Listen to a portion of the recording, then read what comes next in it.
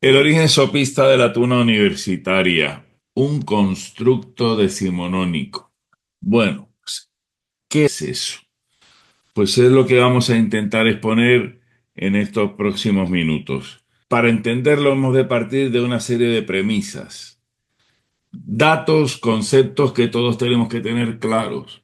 Por ejemplo, que el costumbrismo fue un movimiento estilístico que describe detalladamente las costumbres típicas de un país sin analizarlas críticamente como hacía el realismo. Quien mayor periodo considera costumbrista fue Clifford Montgomery. Para él comienza el costumbrismo en 1750.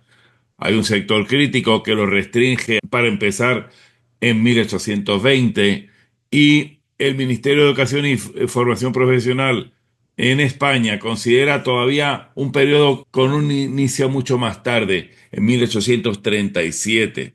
Del final de este periodo hay solamente vaguedades. El Diccionario Español de Términos Literarios Internacionales dice que duró hasta avanzada la mitad del siglo XIX, o sea, más allá de la mitad.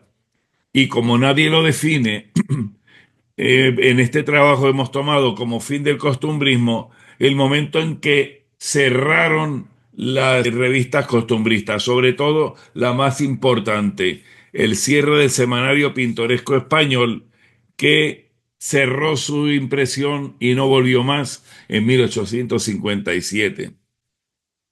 De esta manera, vamos a utilizar el periodo comprendido entre 1750 y 1857 como el periodo costumbrista, con la intención de que al ser el rango mayor pueda dar cabida a mayor número de fuentes documentales.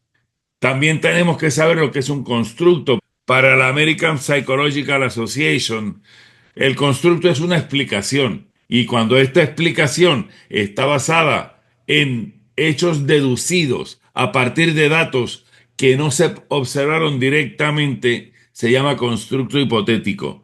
Diciéndolo de otra manera, cuando elaboro un pensamiento y me creo que algo pasó de una manera, pero no lo hemos presenciado, no hemos sido testigos de cómo fue en realidad. Eso es un constructo hipotético. También tenemos que tener en cuenta que en la creación de un constructo es imprescindible que se inculque algo mediante su repetición, porque la repetición implica automáticamente una continuidad temporal. Por tanto, la repetición de algo lleva a asumir la veracidad de su literalidad. De esta manera, la expresión manco de Lepanto llegó a plasmarse en un grabado, el que tienen ustedes ahí, haciendo pensar que realmente Miguel de Cervantes sufrió la amputación de una mano, cuando no fue así. Como víctima de una herida de bala, perdió la función, la mano no la podía mover con destreza, pero no se le amputó la mano. También tenemos que tener presente que el constructo genera actitudes que se reflejan a modo de estereotipos. Y estos estereotipos los vemos en el costumbrismo a partir de las imágenes de los sopistas y del estudiante pobre. Las últimas dos premisas. El estudiante sopista fue una minoría entre los que acudieron a la sopa boba y las estudiantinas y tunas universitarias tomaron una identidad de imagen propia entre la década de 1870 y 1930. Pues con todas estas premisas vamos a hablar de nuestra hipótesis de partida. La evocación repetida del sopista y del escolar pobre propició que se creara un constructo hipotético que emplazó a los estudiantes sopistas en el origen de las estudiantinas y tunas universitarias durante el costumbrismo del siglo XIX. Material y método, pues sencillamente como cualquier trabajo de investigación, necesitamos utilizar unas fuentes. Para nosotros las fuentes han sido todas las obras impresas, pictóricas, escénicas y musicales que incluyeran o evocaran sopistas o escolares pobres, así como la presencia de estudiantinas universitarias. Realizamos el vaciado continuado de los archivos y hemerotecas digitalizadas de prensa histórica, buscando los descriptores que relacionamos con los estudiantes sopistas y similares. Sopón, sopaboba, sopa conventual, bodrio, basofia, estudiante pobre, todo esto desde el inicio de la prensa impresa hasta el siglo XX. También analizamos los cambios semánticos de las palabras en los diccionarios históricos digitalizados. ¿Qué logramos? Para empezar, muy pocos datos. Menos de un centenar de fuentes hablan de los sopistas. Digo más, concretamente 78. Se ha hablado muchísimo de la evocación de los escolares pobres, nocherniegos, de las cantigas del arcipreste de Ita. Estas fueron unas cantigas escritas en loor de la Virgen María en torno a la mitad del siglo XIV. Realmente no se habla de estudiantes sopistas, sino de estudiantes que por las noches iban de puerta en puerta a pedir alimento a la hora de las personas estaban haciendo la cena. Esta costumbre mendicante de puerta en puerta era típica del Islam y se llamó Nasaa. También hubo otra Nasaa que Dolores Oliver Pérez no investigó, que es la de salir mendigando, pero por población en población, que es lo que nosotros equiparamos al correr la tuna. Fíjense que es una herramienta de aculturación. Si los estudiantes musulmanes hacían nazá de pueblo en pueblo mendicando, porque al escolar que dedicaba su vida a aprender el Corán, todo el mundo le tendría que rendir veneración porque era lo más noble que se podía hacer. Fíjense cómo la España aquella de la Reconquista, donde los territorios de frontera permeaban las culturas del uno y el otro, y recuérdense que también estaban los judíos, permeaban también las influencias culturales y esto es lo que se llama aculturación. En la Edad Media encontramos esto y ya nada más. Pasamos al antiguo régimen y encontramos en 1605 una evocación. La mayor miseria del estudiante es lo que entre ellos llaman andar a la sopa. Fíjense, la primera relación de un estudiante pobre y la sopa de los conventos la aporta una novela, El Quijote. Estamos hablando de novelas, escritos frutos de la imaginación de las personas y no necesariamente tienen que ver con la realidad. Los escolares en aquella época, recuerden que los estudios generales estaban generalmente conformados, originados por órdenes religiosas. Cada una imponía su hábito al escolar que admitía para realizar sus estudios. Había dos tipos de escolares que ya lo saben. Los que eran internos, que llevaban beca, que es la que resaltamos en la imagen de la derecha, y los que no eran internos, por tanto no eran colegiales, no llevaban beca, que eran los que se conocieron con el nombre de manteístas. En este mismo siglo XVII, a mediados, es cuando Murillo pintó su famoso San Diego de Alcalá dando de comer a los pobres, que hasta el presente es la obra más antigua en la que encontramos sopistas. ¿Y qué son sopistas? Personas que van a alimentarse de la sopa de los conventos. La imagen del escolar no es la de ninguno de los personajes que Murillo refleja en su óleo. ¿Qué significa esto? Una vez más, inferimos que el escolar fue una minoría entre la marabunta de desdichados que acudieron a comer el bodrio de los conventos, la basofia de los conventos. Son todos ellos sinónimos. Sopaboba, bodrio, basofia. En el siglo XVIII, el decano de los turnos y rector de los sopistas, que es un pliego de cordel, habla de un estudiante que fue decano, tunante, sopón y vagabundo. Tunante era sinónimo de vagabundo holgazán, sopón era sinónimo de sopista.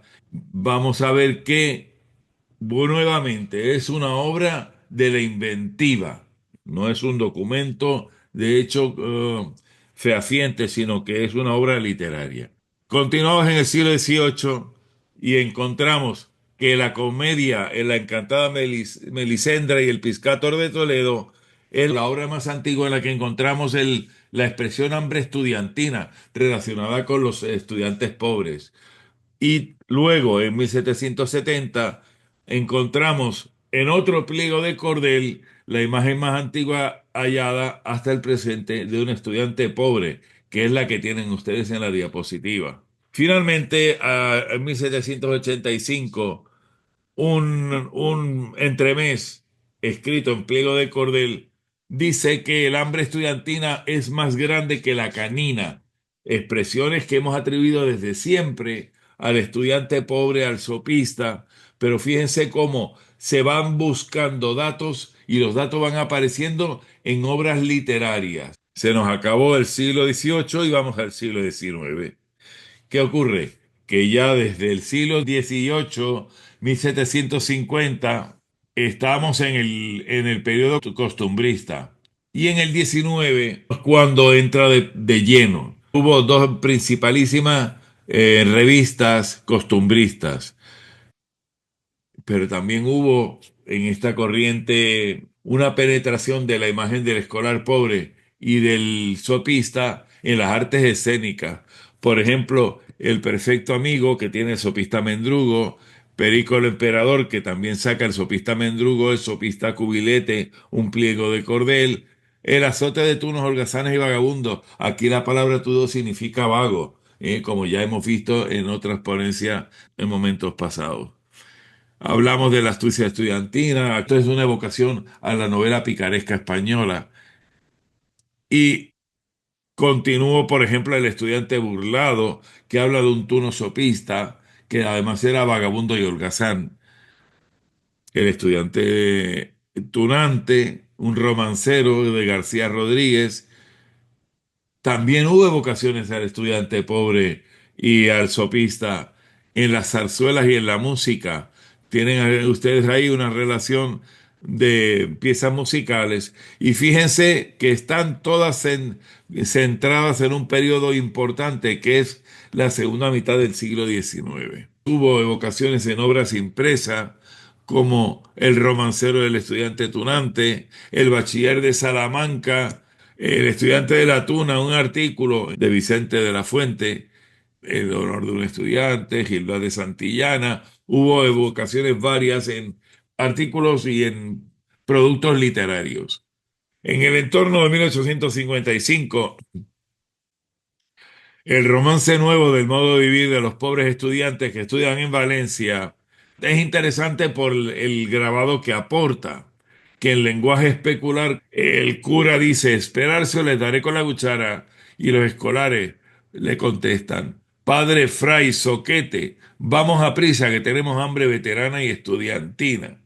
Fíjense qué cosa más típica en mitad del periodo costumbrista con esta imagen.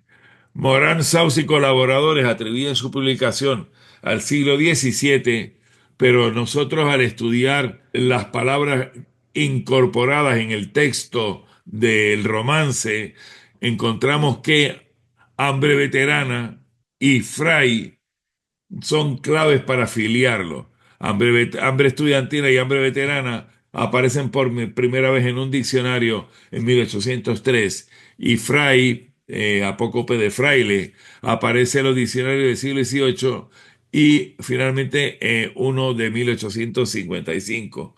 Por tanto, muy probablemente este romance no fuera del siglo XVIII, sino que fuera escrito, impreso, difundido en el entorno de 1855, porque es de la primera mitad del siglo XIX cuando se incorporan estos vocablos y estas expresiones a los diccionarios.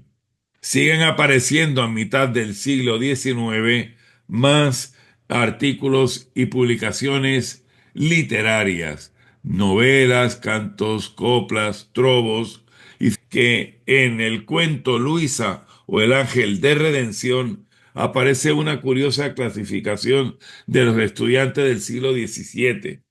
Hablaban de los estudiantes genuinos o sopistas, también llamado estudiante de la tuna. Estudiante de la tuna significa estudiante del grupo de vagos que corre la tuna. Sopista, el que se alimenta de la sopa por pobre. Pues Este era el primer grupo de la clasificación de este cuento de Fernández y González. Los estudiantes sirvientes, aquellos que cursaban estudios siendo a su vez sirvientes de estudiantes adinerados, y los aristócratas de los estudiantes, que llevaban en sus ratos de ocio elementos prohibidos como las espadas con gavilanes, que son esas florituras en la empuñadura para evitar lesionarse con el filo de la espada del contrincante en la mano, y también dagas con ganchos para luchar. Apareció en este periodo también el arte tunantesco o diálogo entre dos tunantes: El ciego Cucurucho, La nueva estudiantina, Guajira del pintor, Murcia que se fue. Todos fueron obras literarias, sainetes, novelas, artículos de prensa que hablan sobre los sopistas en momentos en los que ya no se repartía generalizadamente la sopa boba. Recuerden ustedes que Napoleón invadió España y hasta 1814 España estuvo en guerra, lo que se llamó la Guerra de la Independencia. Por tanto, entre la guerra y las desamortizaciones que tuvieron lugar para evitar la bancarrota de las arcas del reino de España, pues resulta que en 1814 termina la guerra de la independencia, se echa a Napoleón, y también en 1814 una nueva desamortización hace que desaparezcan el reparto de la sopa boba en las puertas de los conventos, porque se desamortizan, pasan a manos privadas los conventos. Siguen las obras literarias. En 1875 surge un dato interesante, porque la revista Contemporánea dice que esta era la consigna de los sopistas: lo que falta en conocimiento se suple con trompetas, con déficit in ciencia supplentur in trompetis. Es un latín macarrónico, como eran todos los latinejos de los estudiantes pobres de aquella época del siglo XIX.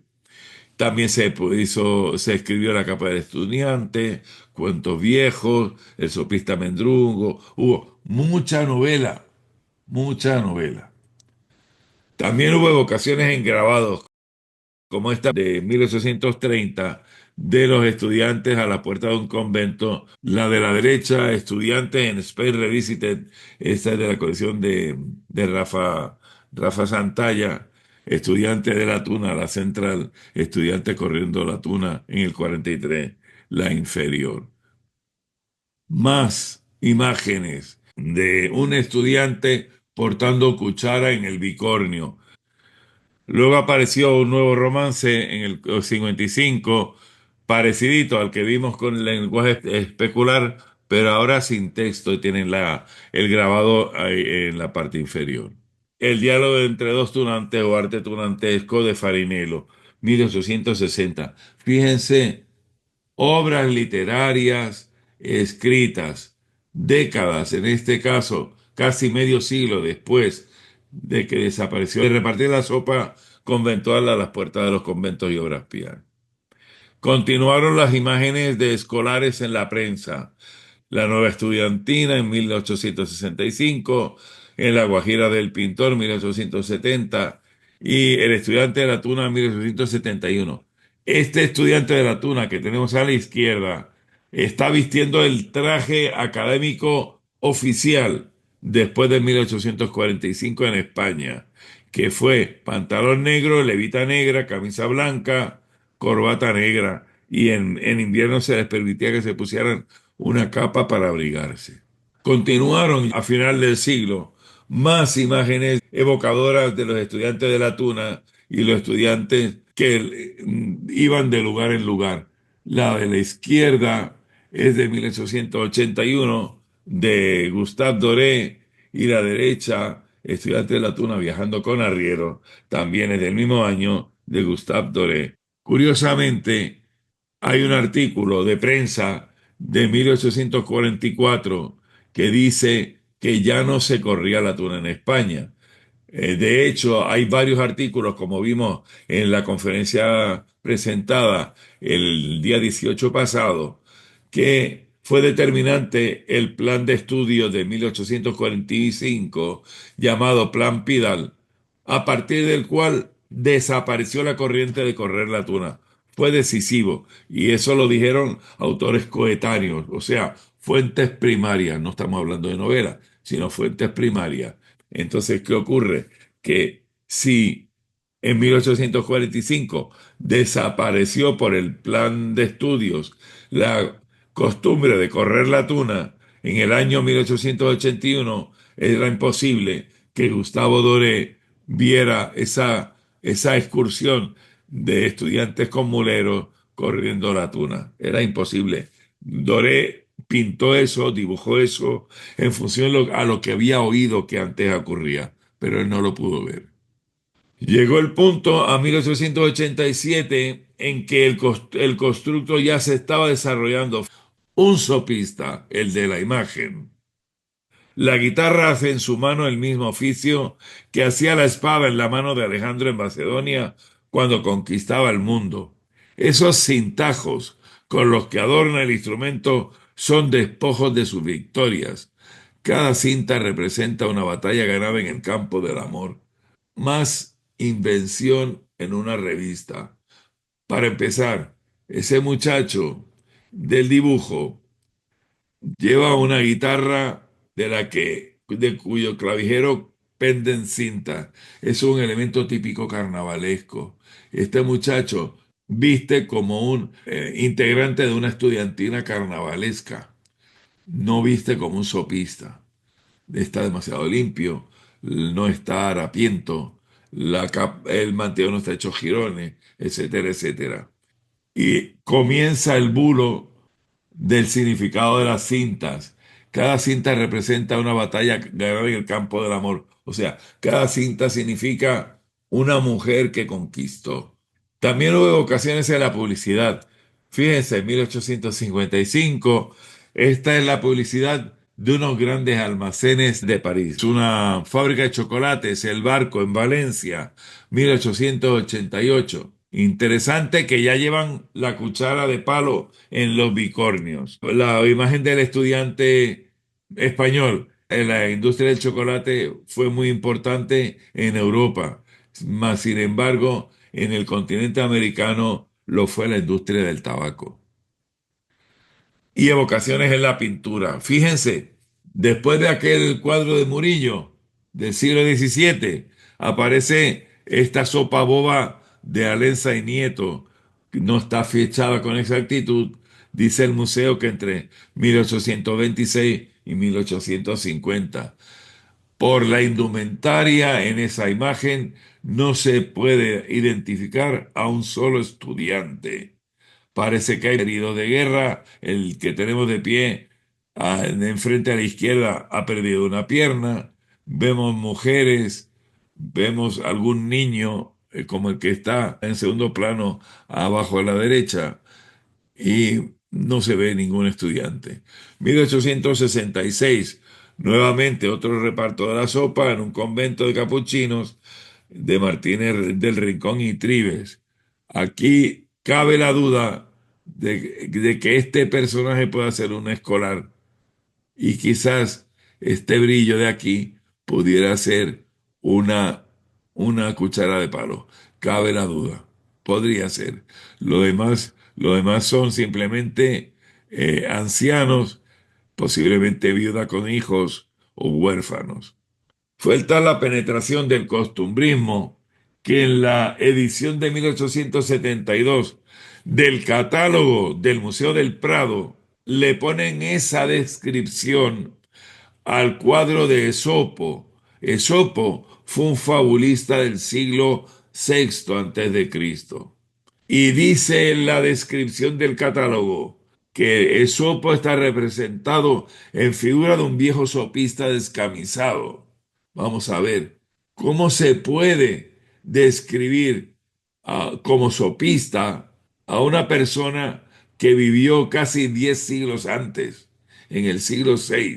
Eso se llama anacronismo, eso es un grave error. También hubo en 1885 la aparición de imágenes evocadoras a los sopistas, como esta comida de la fuente, en la que se aprecian las cucharas en al menos dos de los bicornios de los estudiantes. Andrés Bosch pintó este reparto de la sopa en un convento, del que tenemos solamente esta imagen reproducida por la Ilustración Ibérica, porque el original a color debe estar en alguna colección privada que no hemos detectado.